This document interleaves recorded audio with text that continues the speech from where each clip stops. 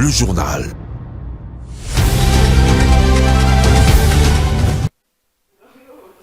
C'est l'heure de vous informer sur Mandiko Télévision. Mesdames et messieurs, bonsoir et bienvenue dans ce journal. Tout de suite, les titres.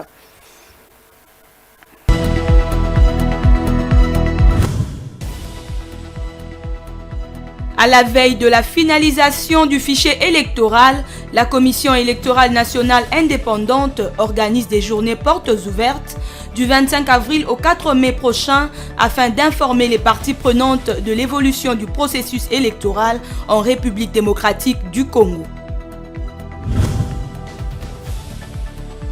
Pour avoir commis la faute grave d'affecter de nouvelles unités en violation de la loi et des règles régissant l'accès à l'emploi public, les secrétaires généraux à la décentralisation et des relations avec le Parlement ont été suspendus ce mardi 25 avril par le vice-premier ministre, ministre de la fonction publique Jean-Pierre Liaou. Après les différentes affirmations officielles selon lesquelles il n'y a eu aucune victime sur le bilan de l'incendie du lycée Mwanga de Kolwezi au Lualaba, une première victime décédée a été annoncée ce matin aux urgences par le médecin soignant. Il s'agit d'une élève du primaire qui a succombé des suites de ses blessures. Et voilà tout pour les titres. Mesdames et messieurs, merci de nous suivre sur Mandiko Télévision. La Commission électorale nationale indépendante organise à partir de ce mardi 25 avril jusqu'au 4 mai 2023 à son siège de Kinshasa des journées portes ouvertes. L'objectif de ces journées est d'informer les parties prenantes de l'évolution du processus électoral en République démocratique du Congo. Pour les détails, suivez ce commentaire. La centrale électorale précise que l'organisation de ces journées portes ouvertes vise à la transparence et à l'inclusion pendant cette période consacrée à la finalisation de la consolidation du traitement des données collectées lors des opérations d'actualisation du fichier électoral. Le programme de ces journées prévoit une rencontre entre la CENI et les médias le mardi 25 avril. Les missions d'observation électorale accréditées seront, elles, reçues le mercredi 26 avril. Les organisations de la société civile opérant dans le domaine des élections auront leur journée le 27 avril, tandis que les partis politiques, toutes tendances confondues, auront deux journées, les 28 et 29 avril. Quant aux confessions religieuses, elles sont prévues pour le 2 mai, alors que le 3 mai sera consacré aux organismes du système des Nations Unies, les ambassades et les ONG internationales. Les portes se fermeront le 4 mai avec les membres du gouvernement, le Conseil supérieur de la magistrature, le Sénat et l'Assemblée nationale. Par ailleurs, Mme Patricia C. Amoulela, rapporteure de la CENI, indique que les opérations de détection des doublons au niveau national et l'audit interne du fichier électoral ont déjà commencé et vont se poursuivre jusqu'au 14 mai 2023. Le ministre des Finances, Nicolas Kazadi, et celui de la Communication et Médias, Patrick Mouyaya, ont tenu un briefing le lundi 24 avril 2023 devant la presse nationale et internationale, au cours duquel le ministre des Finances a fait la restitution de la participation de la RDC à l'ensemble de printemps du Fonds monétaire international et de la Banque mondiale en rapport avec les assemblées qui se sont tenues du 10 au 16 avril dernier à Washington, dont le but était de faire le suivi sur les révolutions mondiales. Commentaire de Bijou Lumuna.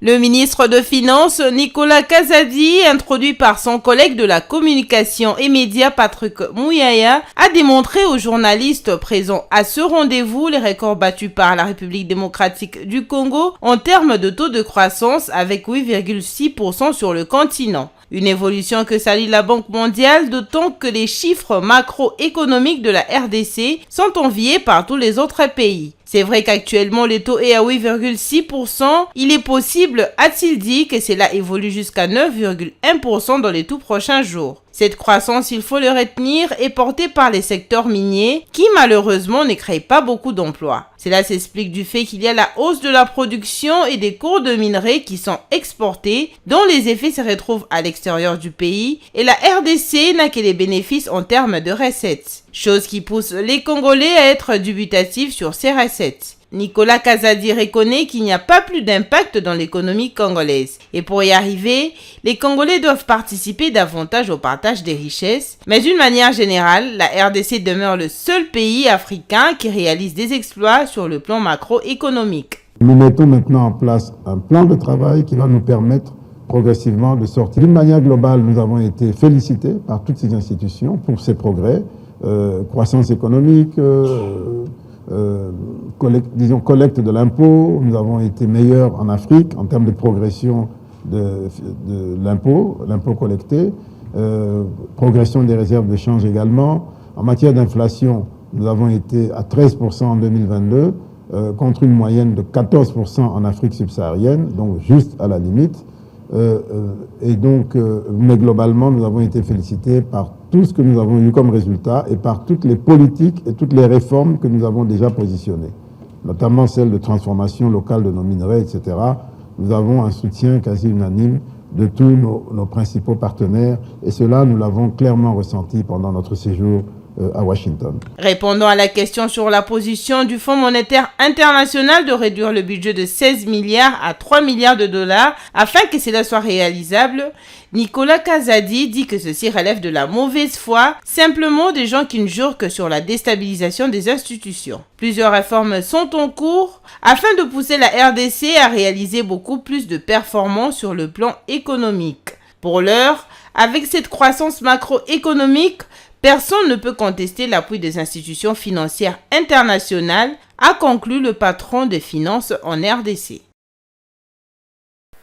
Comme annoncé au sommaire, le vice-premier ministre en charge de la fonction publique, Jean-Pierre Liaou, a, dans une communication faite ce mardi 25 avril 2023, annoncé la suspension de 2 secrétaires généraux pour avoir commis une faute grave, celle d'affecter de nouvelles unités en violation de la loi et des règles régissant l'accès à l'emploi public. Il s'agit du secrétaire général à la décentralisation et celui des relations avec le Parlement. Suivez le vice-premier ministre Jean-Pierre Liaou.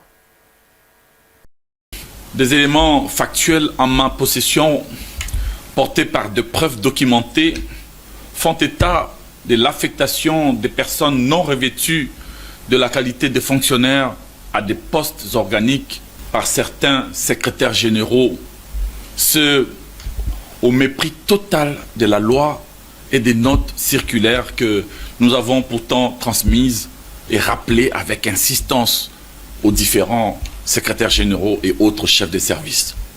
Si les responsables eux-mêmes ne prêchent pas par l'exemple. Voilà pourquoi, en vertu des pouvoirs qui me sont conférés par la loi et conformément aux attributions qui sont les miennes, j'ai pris la décision d'ouvrir des actions disciplinaires à charge de hauts fonctionnaires qui se sont rendus coupables de cette forfaiture. Il s'agit notamment du secrétaire général à la décentralisation et celui aux relations avec les parlements. Ils sont immédiatement suspendus de leurs fonctions à dater de ce jour pour avoir affecté des nouvelles unités en violation totale de la loi et des règles régissant l'accès à l'emploi public, en ayant même essayé désespérément d'antidater certaines de leurs forfaitures pour échapper à la rigueur de la loi. Cette action disciplinaire, d'ores et déjà ouverte, leur sera notifiée dans le respect des procédures ainsi que des délais légaux et réglementaires. Ils auront donc l'occasion de fournir leurs moyens de défense et pourront, les cas échéants, être entendus par les conseils de discipline avant qu'une option définitive ne soit levée sur leur sort. Et 15 jours seulement restent pour la déconnexion d'éditeurs des programmes non encore en conformité et des chaînes émettant toujours en analogie dans l'espace médiatique congolais. Ce moratoire a été accordé par Patrick Mouyaya, ministre des Communications et Médias, lors de la 85e réunion du Conseil des ministres. Le point avec Rantaluila.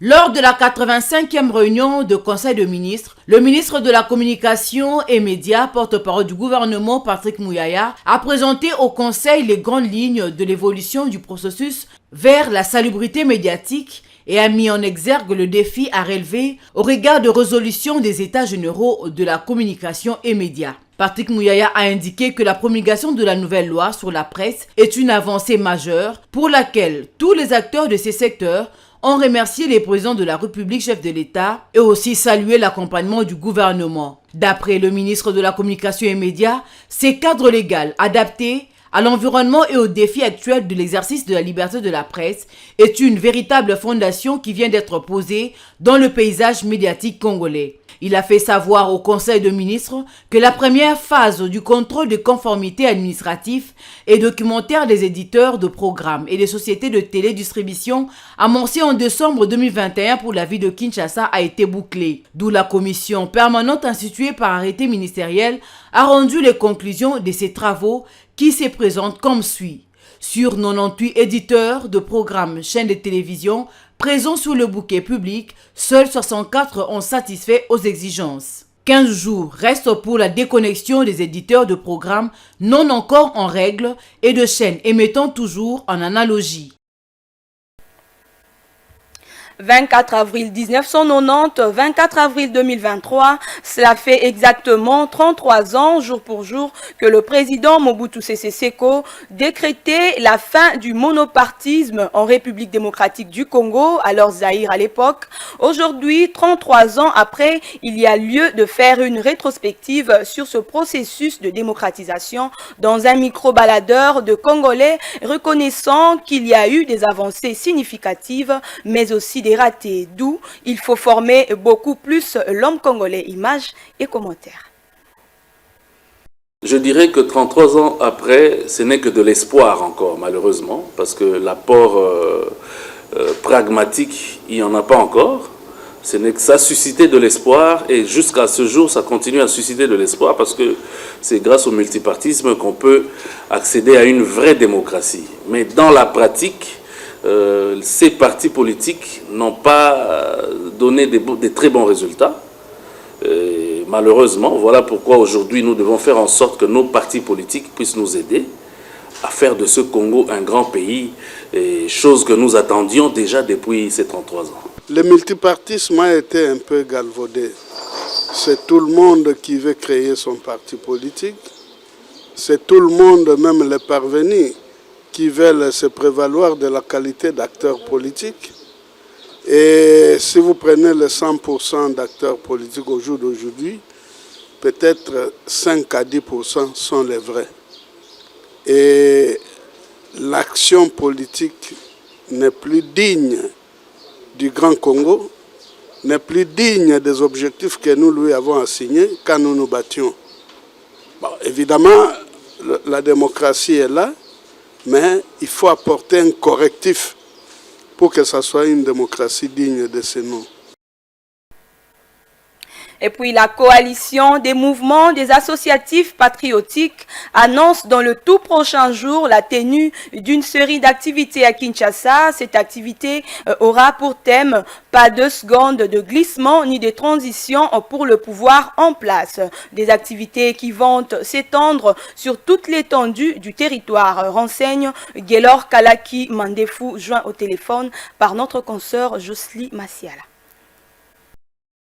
La CEMAP tiendra une grande activité ce 30 avril 2023. Je ne saurais pas vous dire au fond, parce que vous avez une affiche, vous avez lu, il est question de dire non au glissement. Et nous sollicitons l'organisation des élections dans le délai constitutionnel. La CEMAP n'accordera ni 2 secondes, je dis bien même pas 2 secondes, au pouvoir en place, soit de glisser ou de diriger par force ce pays.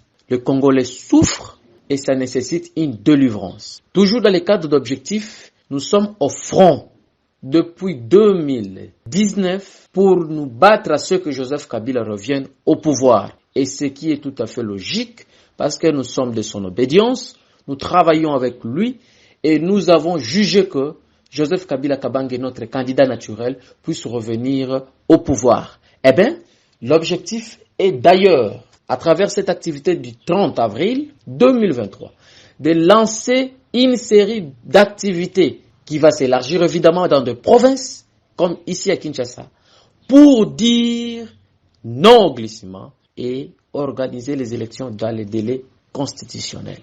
Lesquelles élections? Joseph Kabila Kabange est le candidat du peuple. Alors à ce que vous dites, est-ce qu'une précipitation, est-ce qu'une propagande? Nous ne sommes pas là pour faire de propagande. Écoutez, je vous ramène quelques mois passés, ici nous avons vécu à Kinshasa avec nos frères et sœurs compatriotes congolais de l'Union sacrée qui ont eu à faire déjà une grande propagande. Ce n'est pas à nous que vous allez dire, est-ce que ce n'est pas une propagande? Ce n'est pas une propagande. Parce que s'il faut parler de la propagande faite déjà au Congo, ce sont nos frères de l'Union sacrée qui ont eu à faire cela. Vous avez vu lors de l'enrôlement ici, nous n'avons pas su donner la nature de ce qui s'est passé. Et nous avons conclu, même vous les journalistes avez déploré qu'il ne s'agissait pas de l'enrôlement, qu'il s'agissait de la campagne.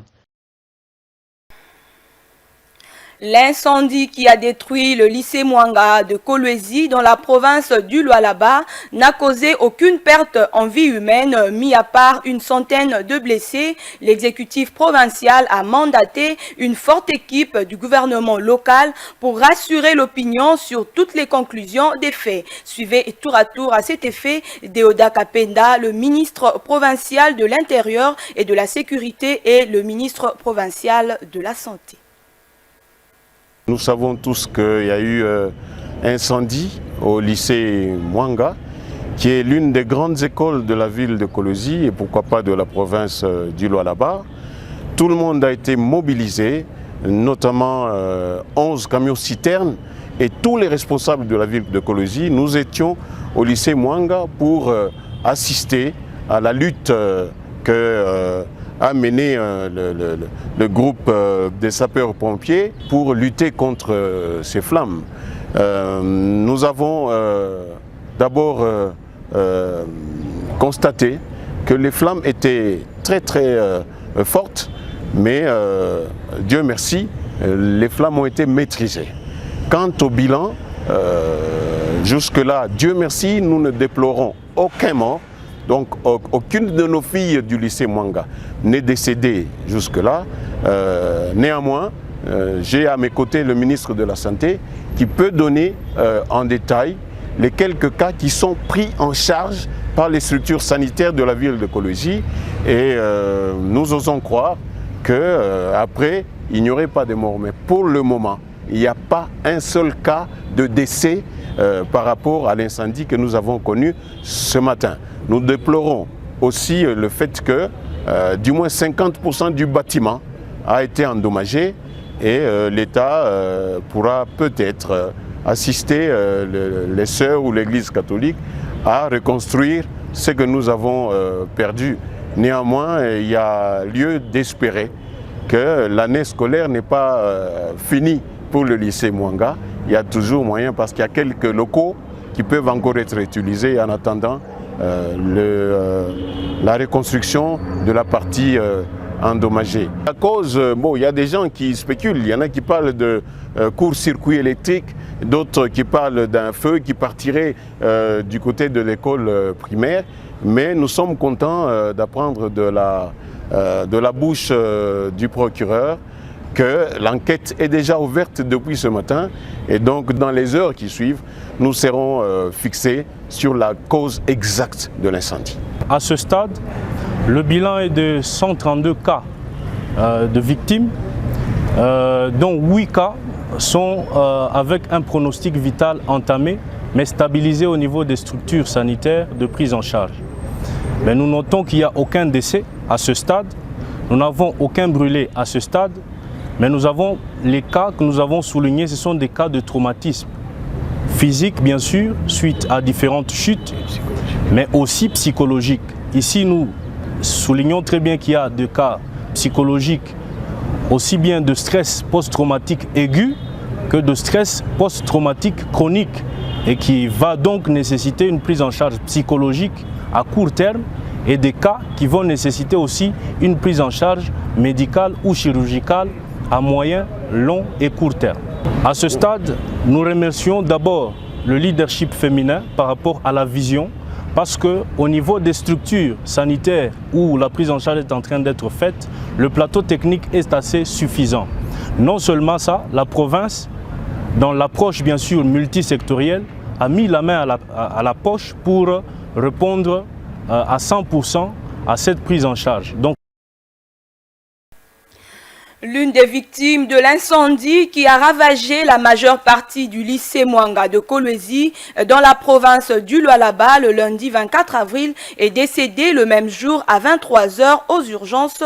Élève en 6e année primaire, âgée de 10 ans, Glodine Tanga a succombé de suite de ses blessures. Le deuil se tient en ce moment du côté de l'ISTEM Kolwezi, a précisé l'un des membres de la famille de la défunte. Puisse l'âme de cet enfant reposer en paix. Suivez.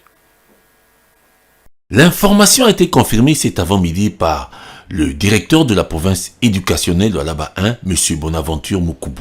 Cet élève, dénommé Glodine Tanga, parmi les victimes de l'incendie, a rendu l'âme le lundi même à 23 h. Cette information a été également établie par le médecin directeur de l'hôpital du personnel de Kolwezi, le docteur Gabriel Kaïma, qui affirme que 2 autres blessés sont aux urgences. Pour rappel, le bilan de cet incendie qui s'est déclaré autour de 10 h heure locale fait état de plus d'une centaine de blessés fixés à 126 et pris en charge par le gouvernement provincial. C'est de très mauvais augure pour le gouvernement provincial qui se voit contredit par cette nouvelle dont les éléments supposent que les risques de revoir le compte des victimes sont de plus en plus certains. Pour le gouvernement national, le porte-parole et ministre de la communication et des médias Patrick Mouyaya, tout en abondant dans le même sens que la délégation de l'exécutif provincial, selon qu'aucun mort n'avait été constaté, avait déclaré qu'une enquête était diligentée.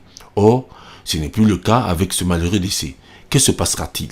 De toute évidence, les autorités devront revoir leur rapport et livrer la vraie version publique. Et cela avant que les réseaux sociaux continuent de faire leur travail officiel. Entre-temps, pour les blessés, on a laissé entendre qu'ils étaient déjà pris en charge dans des structures sanitaires de la ville de Kolwezi. Tout le monde craint que l'ampleur de l'incendie du lycée Mwanga, tel que vu dans les vidéos qui circulent sur les réseaux sociaux, où l'on voit des élèves sauter du haut des toitures et des fenêtres de leur salle de classe pour se mettre à l'abri des flammes jusqu'au sol, on attend des rapports sincères et honnêtes sur les conséquences au lieu de perdre le temps, comme d'habitude, à démentir la vérité.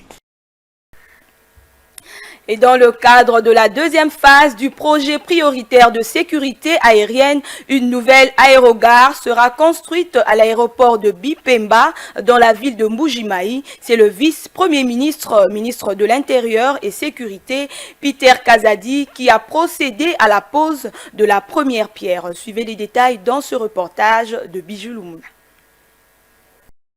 C'est parti pour la construction de l'aérogare de l'aéroport international de Mbujimayi. Dans 24 mois, la province du Kasaï oriental ouvrira ses portes au monde. Une joie pour l'économie et le développement de cette province. Au nom du chef de l'État, le vice-premier ministre, ministre de l'Intérieur et Sécurité, Peter Kazadi, a procédé à la pose de la première pierre de ces bâtiments au standard international. Selon le représentant de l'entreprise qui exécute ces travaux, cet aéroport sera doté d'une technologie de pointe en matière de sécurité aéronautique et des infrastructures selon les normes. Prenant la parole, le représentant personnel du chef de l'État à cette cérémonie, Peter Kazadi, a indiqué que cette œuvre s'inscrit dans le cadre de la réalisation des promesses du président de la République démocratique du Congo, Félix Tshisekedi, pour le développement de 26 provinces. Ce qui vient de se passer aujourd'hui s'inscrit dans la vision du chef de l'État.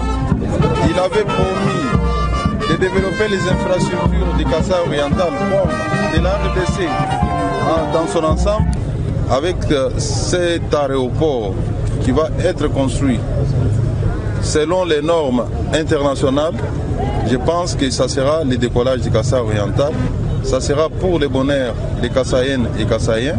Et tout honneur doit revenir au chef de l'État, visionnaire de cette œuvre. Les autorités présentes à cette cérémonie, notamment le ministre national de Transport, des Finances et le gouverneur du Kasaï oriental, ont salué la vision du chef de l'État, celle de développer la République démocratique du Congo.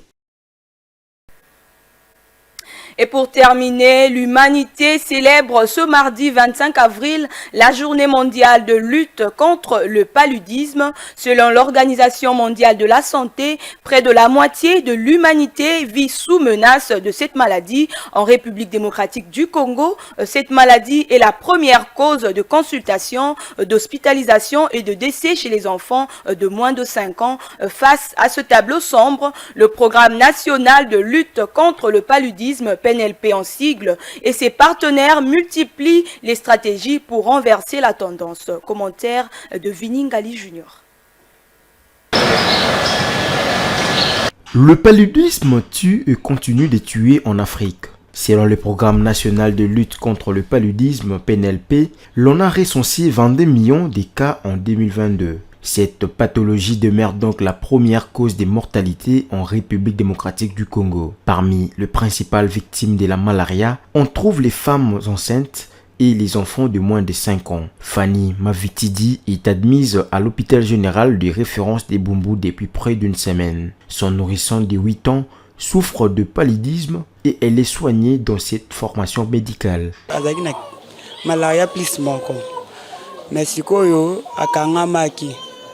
Elle avait la malaria 1+, elle avait fait une crise grâce à Dieu et le traitement reçu des médecins, l'enfant se porte bien parce qu'elle ne mangeait pas, ne tétait pas, mais aujourd'hui elle le fait normalement. Elle ne fait plus de fièvre, il y a un grand changement. À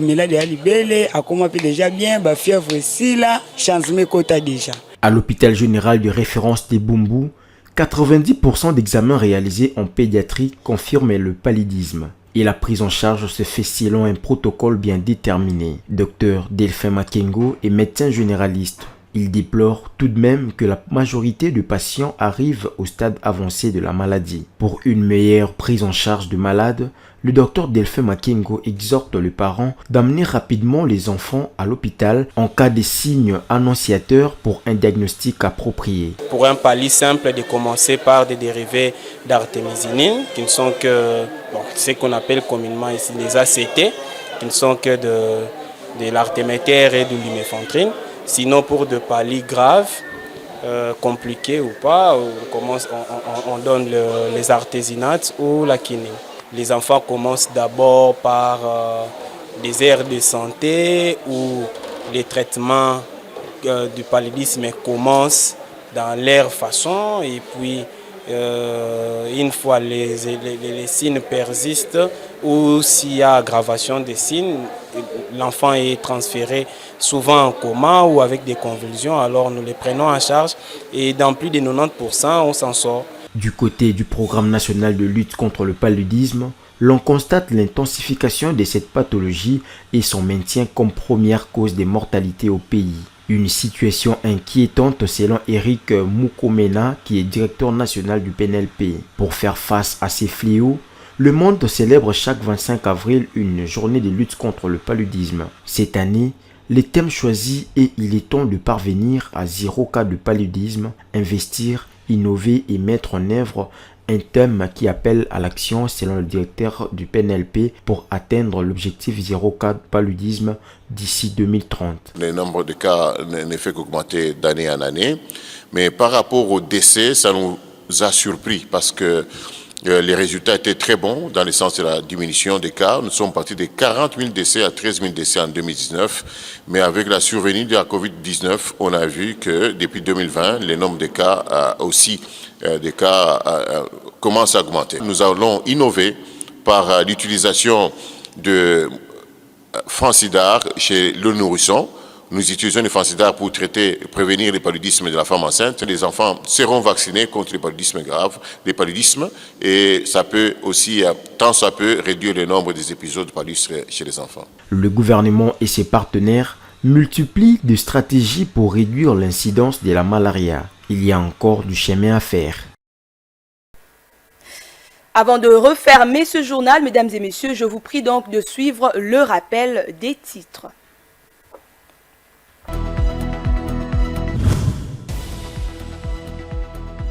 À la veille de la finalisation du fichier électoral, la Commission électorale nationale indépendante organise des journées portes ouvertes. du 25 avril au 4 mai prochain afin d'informer les parties prenantes de l'évolution du processus électoral en République démocratique du Congo. Pour avoir commis la faute grave d'affecter de nouvelles unités en violation de la loi et des règles régissant l'accès à l'emploi public, les secrétaires généraux à la décentralisation et des relations avec le Parlement ont été suspendus ce mardi 25 avril par le vice-premier ministre, ministre de la fonction publique Jean-Pierre Liao. Après les différentes affirmations officielles selon lesquelles il n'y a eu aucune victime sur le bilan de l'incendie du lycée Mwanga de Kolwezi au Lualaba, une première victime décédée a été annoncée ce matin aux urgences par le médecin soignant. Il s'agit d'une élève du primaire qui a succombé des suites de ses blessures. Ce journal est terminé. L'information en continu sur Mondico Télévision. Mesdames et messieurs, au revoir.